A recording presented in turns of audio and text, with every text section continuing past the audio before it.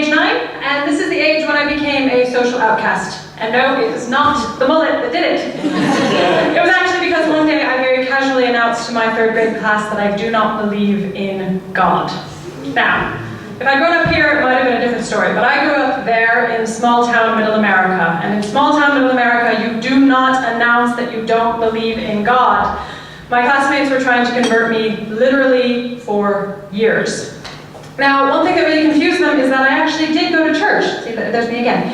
And I still do go to church, and my church has been a very important thing to me my whole life, and that is what I would like to talk to you about tonight. Now, before you start crawling under your chairs and hiding away, please don't panic. I am not here to tell you why I think you should go to church.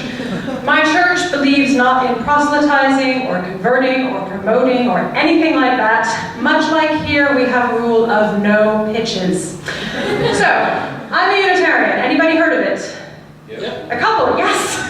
It's not a particularly well-known or well-understood religion. I've never been very good at giving an elevator speech about what it's all about, so that's what I'm going to try to do tonight.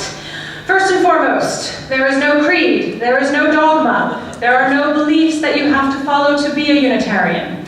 It more provides a safe place to explore on your own what you think you do believe, to decide for yourself in a supportive community, hopefully.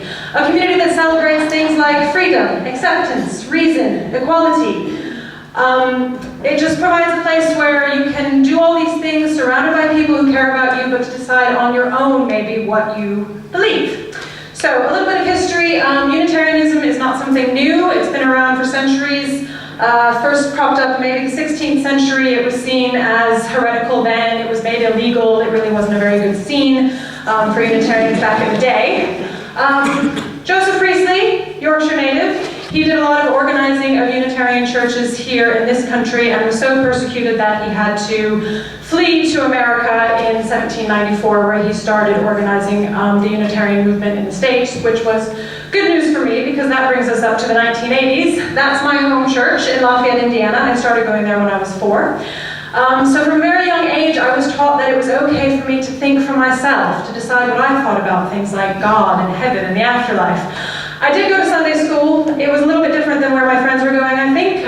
We learned about all of the different world religions, that it was okay to decide on our own what we wanted to believe. My church was also where I learned about sex.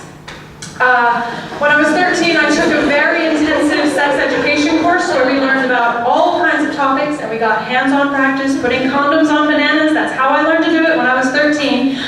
And it went beyond just basic mechanics and safety issues, and it covered all of these topics in a very sex-positive and honest environment.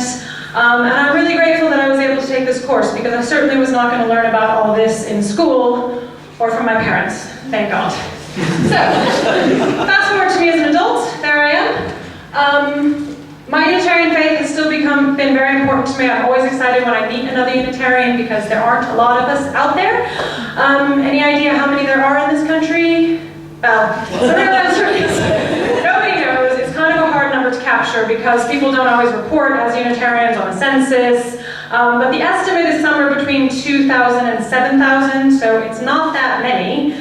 So you can imagine how surprised pedantic Git and I were on our first date. There we are. When we discovered that we were both Unitarians. It was amazing. And that first date went very well because we're actually getting married in June.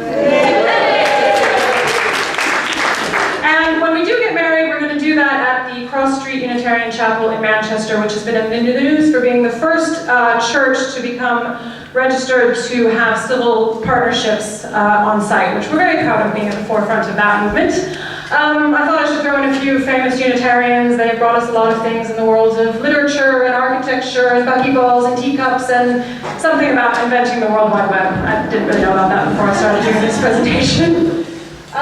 So that's my basic elevator speech about what it means to be a Unitarian. There's lots more to know. If you're interested, you can talk to me, you can read about it online and all that. But really why I wanted to do this presentation here tonight was because now when people ask me what's a Unitarian, I can just direct them to the Bettakultcha website. They can scroll through, see my video, and thus learn about about Unitarianism and Bettakultcha all at once. So how about that?